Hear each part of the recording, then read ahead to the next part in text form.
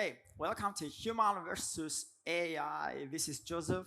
I'm coming from GitHub, which is the place that 100 million plus developers build great software.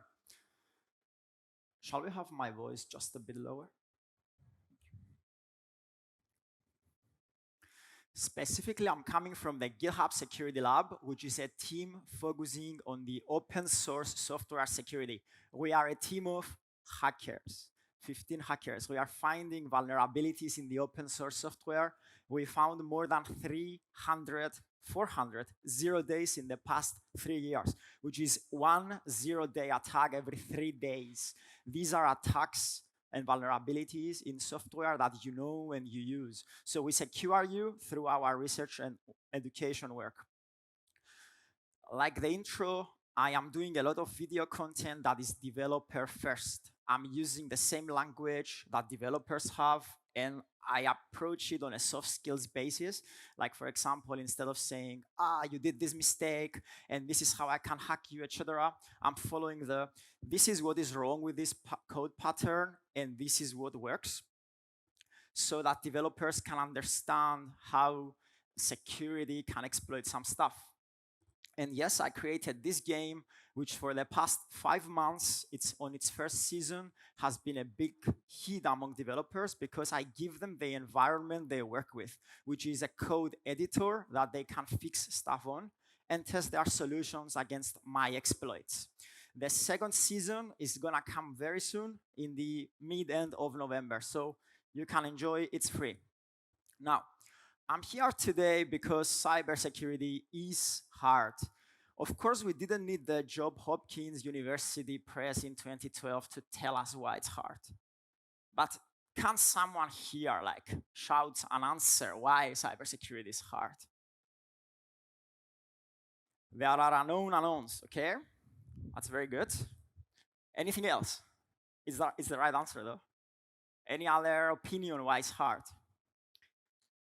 So our research says that there is one application security specialist for every 100 developers. This is a huge gap, okay?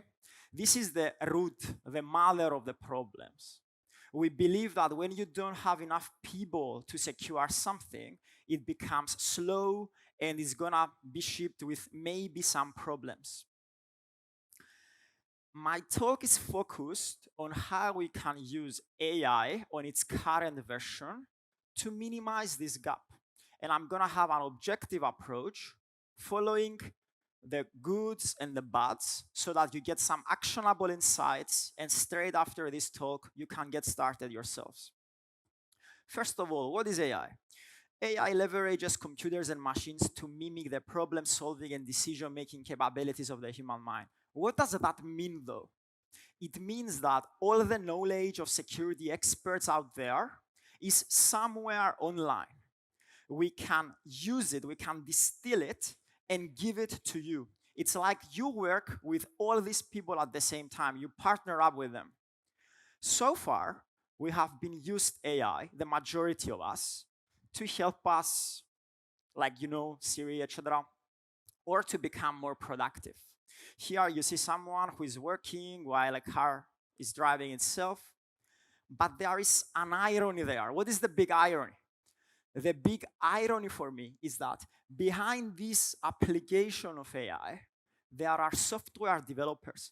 People like you and me have been sitting down, reading this software for a car to driving itself, but these developers have not been helped by AI to write great software until very recently. We have the first example of GitHub Copilot coming into our lives. Who has used Copilot at least once? Okay, wow, hi, a lot of people here. For those that have been used it, our research shows that more than 50% is faster, 75% is happier, you'll see why, and 46% of the whole code that is being committed is AI-driven or written. A small example from what I hate to do is like writing these regular expressions like this one you are gonna see on screen. I mean, for me to get that right, I have to search, I have to come up with a language syntax, and I have to start writing it, testing it, etc. It's a pain, okay? I'm using AI to make this much faster and get it automatically. Same with tests, etc. People who want to translate their website in other languages, they can achieve the same thing. And in general, we have a lot of productivity gains. We have recently announced GitHub Copilot X, which is our vision for the future. A future where the software engineering lifecycle is AI aided from end to end. What does it mean from end to end? In PRs, I am pushing something, I just don't want to write what it's about. I'm getting AI to autocomplete for me.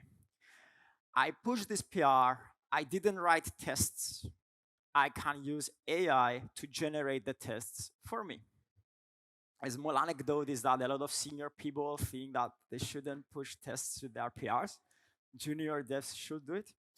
So this helps in that direction as well. And when it comes to documentation, we offer this tailored way that AI can learn from the documentation and answer tailored questions. Like, for example, something that what you get back is based on your own level as a developer, how well you know the material, and if you are looking after a response that is more technical instead of being more theoretical, and the vice versa. Okay, let's do some security. So I understood there are a lot of devs here today. Who likes security as a developer? I'm ready for no hands. Okay, that's good. 2, 3, 4. Okay. As you understand, the majority of the room is not so happy with security. Let's start with privacy. It's very important. I like to start with this one because I'm getting this question a lot, to the point that we had to create a website with FAQs about how is the code that you generate used? Do you learn from my code? Are you gonna use like the prompts to train the model? Are you sharing these responses with other people? So you have a list of FAQs that answer these questions. I want to answer a crucial one. So if you are using Copilot, I can't really speak about ChatGPT. I speak about Copilot because I know the people who do it. I'm working with them. When you are on the business license, we retain nothing, okay? When you are on the individual license, you have the chance to opt in or out anytime at your own time, etc. And you choose if you want to let us learn from you or not. By default, it's not learning from you. You have to specifically go in and enable it, etc. It's 2 clicks. So now that we finished with the disclaimers, let's see 4 ways developers can use AI to leverage their world's security knowledge. Again, what I'm showing today, you can use it straight away. Number 1 thing, write safer code. This is very important. It's very important because the problems that my team is finding 1 every 3 days in ways that they can break a lot of things, it's because the code someone wrote is not safe. There's nothing wrong with it. I don't write safe code. I write most of the time safe code, but not always, okay? How can we use AI to increase the chances of writing safer code? Let's use the approach of testing or writing stuff together. Let's start from this code snippet here. It's in JavaScript, but what I'm showing here is more like universal. Does anybody see a problem and want to share with us?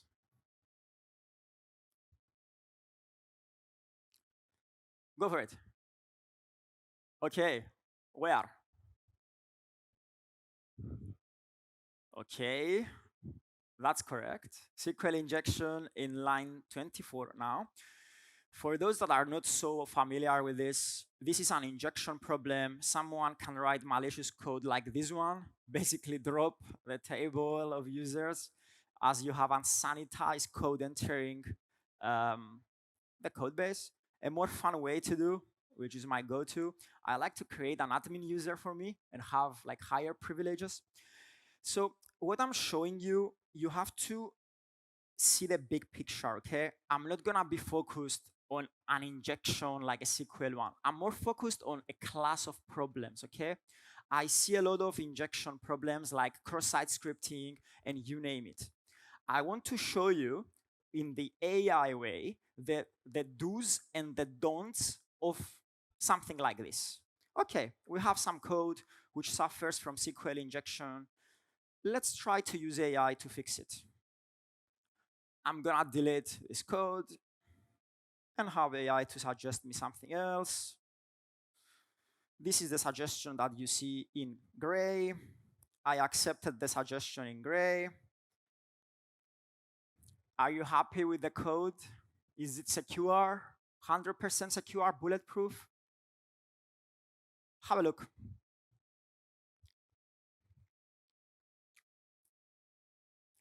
Did AI do the right job here? Okay, I'll help you. It's a bit advanced. So in line 22, something happens and is not so nice, but the rest of the code is okay. It's secure. I want to use AI to share this concern I have. I'm using the chat functionality of Copilot. It's coming, it's gonna be in GA, generally available very soon. And for those that are bug or it's very small text, I'm writing, is the code fully secure now? I was thinking that as the code is implemented in JavaScript, in line 22, an attacker could pass an object as an input instead of a string and still achieve SQL injection. Can you provide me with an additional control in line 22 that prevents this from happening? So I could sit down next to a professional security person, paying a lot of money, asking this kind of questions, and yet instead of wasting time or investing in time and money, I just asked an AI assistant.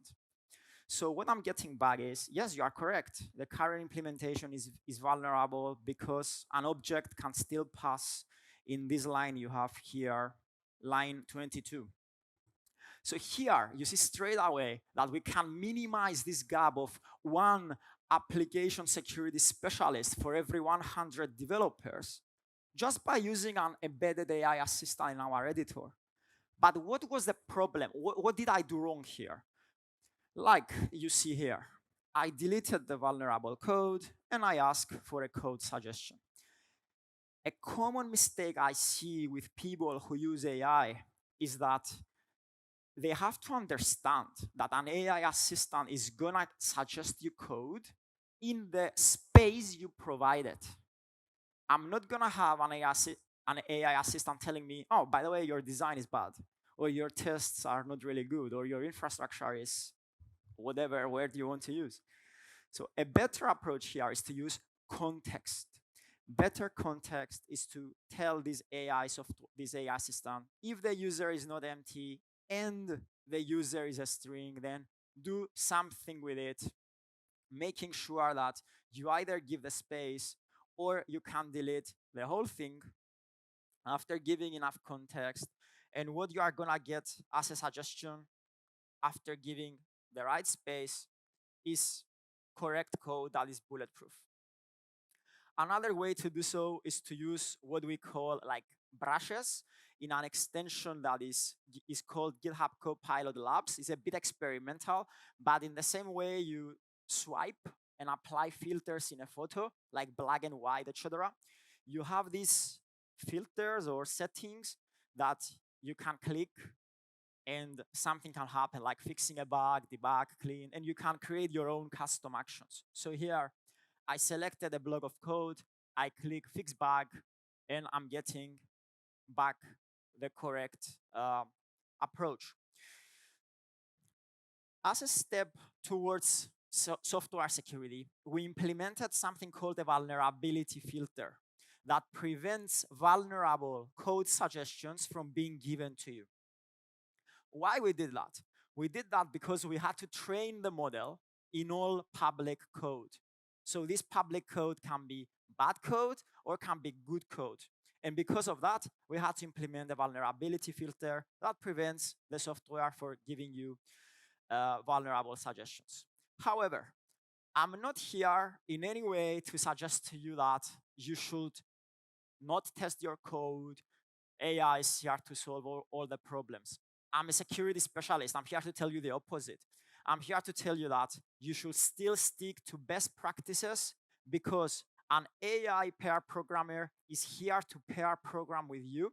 Is not here to be the advanced security SaaS solution to help you solve all the problems. You should test all the code, including the code that was given to you from an AI assistant or from Stack Overflow or from somewhere else. And I want to give you an example here. I am following this approach: list all the security issues you see in the code and propose code to fix them. A lot of security problems are being picked up successfully, but some others are not being picked up successfully. I found through my research a lot of ways to cheat an LLM and cheat an assistant like that. I will not tell you these ways, but the research department knows and they are trying to fix those. Let me just give you a hint. AI assistants read the code, see something, and assume things are good. They don't test things, okay? This brings me to the next application of AI in software, which is to find a bug. Of course, you have two ways of testing. Some people might say three ways, but I want to keep it simple. You have SAST and DUST. SAST is when you see the code and you have an inside-out approach. I'm reading the code, I understand what is wrong, I try to fix it. DUST is what the users see, is an outside-inside approach. I'm gonna give you an example with SAST so you understand what I'm going for. And as a SAST, the magic is that you can be a consumer by clicking 2-3 buttons and you have suggestions of what was wrong. Or you can be someone who writes queries, and I'm gonna show you the second one by using CodeQL. So let's see the AI applications of finding bugs by being someone who writes security queries.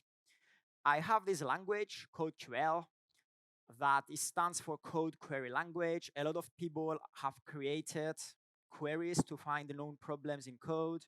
These people include NASA engineers, people from companies you know and use. Our community approach is that they write a query and they share it with us. If the NASA guys find a problem and they submit to us, we embed in the data set, and someone from, I don't know, Croatia, for example, when the code is pushed, the same problem is being picked up, they get an alert and they fix it, hopefully as well as the NASA people. To save up this process of getting the right queries in front of you and get you started, you can ask an AI assistant, what CodeQL queries do you suggest based on the problems in my code? So you have a starting point that you are more productive because you didn't do the research. You didn't go when you read 100 queries and you came up with the top 5. This has been a lifesaver for me and my team. When we try to do log4j, etc., we use the tagging system that we know through tags what is good to do. With AI, we can be even stronger. So the next prompt I'm using is, can you customize one of the above on the specific issue in my code? And here you have actual code being suggested to you on picking this up. This is the classic way. You can put a comment and you expect an AI assistant to give you code. So sorry, I didn't run it. Let's come here. This is the classic way. Another way is to get code explained. Like, for example, you highlight a block of code and you come to your AI assistant and you say, explain this code to me. And what you have back is a step-by-step explanation of what the code is doing. For those interested, this is a free language for the open source projects you have, with a lot of opportunities to use with AI. And of course, we are using AI behind the scenes to model problems. Like, for example, we know in Python or in JavaScript that a specific pattern of code is vulnerable. We let AI learn from what is vulnerable and suggest code automatically. This one is my favorite, developer training. Before I get started, I want to tell you about an example. As just 5 people raise their hands that they like security, I guess the rest of you, the rest of like 195 people here are like, okay, there is some vulnerability in my code. It's being reported to me by someone or by an alert. What shall I do? And they can go and Google, etc., etc. What you are gonna end up with might be a blog post that is outdated or of questionable quality. Let's do this together.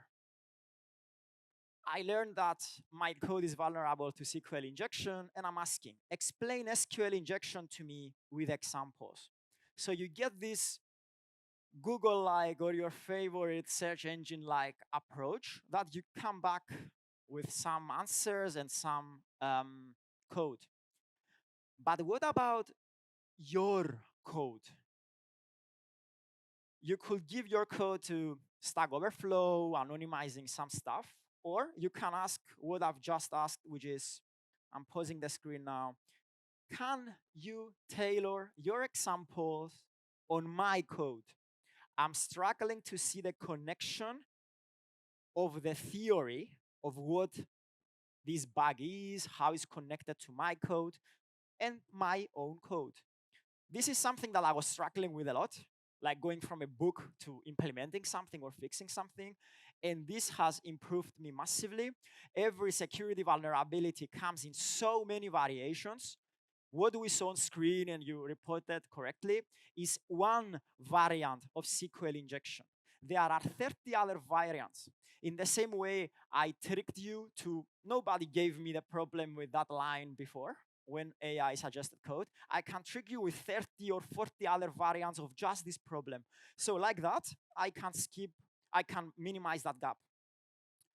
Let's do an example with ChatGPT now to tell you what AI is not so good at. What you see with ChatGPT, of course, is applicable with Copilot in the same way, Bard and other AI assistants. Imagine that I'm someone who heard about fuzzing. Fuzz your code. I was in this conference and everybody was like, fuzzing, help me to find problems. Okay, what is fuzzing? What the H is fuzzing? Okay, what the hell is fuzzing? So fuzzing is this approach where you give like millions of inputs into an application, hoping that you break it in a specific way. Like for example, you know the email of someone, but you give like millions of other stuff around it in the input cells, in the input fields to try to break it. You are hoping that they don't handle every input correctly. So what is the next step? How would you fuzz something like a username and a password? And here I have a very good suggestion, which is actually, okay, prepare a list of inputs, create a script or program to like throw these inputs, assess the results, and try to improve. And I'm like, okay, I'm a bit lazy. Give me the list of these inputs. And what I have on screen is actually pretty good. Like every pen tester will give you a similar list, like go for empty strings, check some like very long text, SQL injection code, XSS, etc. And here arrives the point that, you know, there was this suggestion, create a script to automate it. Go for it, do it for me. So here you have a very good way to automate things, etc. What is the problem? The problem is that AI is not good at picking up the entry points in an application. I try to give code, a lot of code, and ask, in the same way I ask like a security professional, what can go wrong? How can I get attacked? Is the number one thing clients ask me. How are you gonna hack me? I have this and that. Okay, so defining the attack surface is something that AI doesn't do well, and I want to give you an example here. I'm asking Copilot in this case, what is the attack surface? And I'm getting back some like code-related problems like SQL injection, XSS, denial of service, etc. So my next prompt that you see like in the middle of the screen is, beyond software issues in this code, what other security risks do you see? And I'm getting these super generic answers that don't really help anybody. like lack of authentication, lack of encryption, lack of input validation. It's not good, okay? So the next one I'm asking is, okay, what about other security risks, not related to the code security? And the answer is really bad, like network security, access control. What I'm trying to tell you is that someone can hack you in dozens, if not hundreds of ways. They can bribe your employees, they can send malware, phishing. We see phishing, credentials being the #1 source, according to the latest Verizon report of attacks, credentials. The list is endless, okay? An AI assistant at this stage can help you with the low-hanging fruits in security, but you will need like a more advanced solution at this stage to pick up the problems after you push your solution, like a SaaS approach. When it comes to fuzzing your code, I suggest you go for open source products like this one, because the harness, which is what is gonna be used to pass this information against your project. Like for example, of course, I can hack a username and a password automatically. But what if you have something in a dedicated dashboard that is more specific, etc.? You need a better harness. To sum up, as I have 3 minutes left, today we saw 4 ways that developers can use AI to leverage their word security knowledge. These were to write safer code. Of course, remember that the context is key here, and that the AI assistant can comment on the code that you give space to comment, okay? They can't really tell you that your design is bad or your company doesn't have a good security culture. Finding a bug by getting suggestions from an AI assistant about queries that have worked well in the past. Developer training by minimizing the gap between what is generic and available online and your own code, your own gaps in education. I have a lot. I'm using AI to fixing some of those. And finally, to get tailored guidance on how to get started, but not use it for granted that you can use an AI assistant to do dust or fuzzing, etc. Some other applications of AI in cybersecurity that are coming. We have threat intel. This one I love it because what is threat intel? You get these millions of information on Twitter or whatever, and they are like, this attack happened in this place, in this company, they exploited this threat factor, etc. An AI agent can digest all this and give you a tailored summary of what you should know by weighting this information and give you um, the best way to use your own time. Pen testing, automated scripts to hack something. SecOps, when it comes to policies, you can have some AI suggestions about it. Malware analysis is very good one because you have a lot, millions of malware signatures, and you want to dive in and understand that, oh, they exploit in this way, that this country is attacking, or this other country is attacking, or we've seen this attack here and there. I don't think that humans can outperform AI at this stage when it comes to pattern recognition. Incident response, very similar to threat intel when it comes to getting prioritization and go very specifically into some areas that don't work as normal. And finally, to generate reports. If some tweets, LinkedIn posts, or essays have been given to you, you can also generate reports. So this was me. You can speak to me here. I'll be hanging around in the conference. We don't have time for questions because we have less than 50 seconds left, but I'm available to you during the conference and outside the conference. And thanks a lot.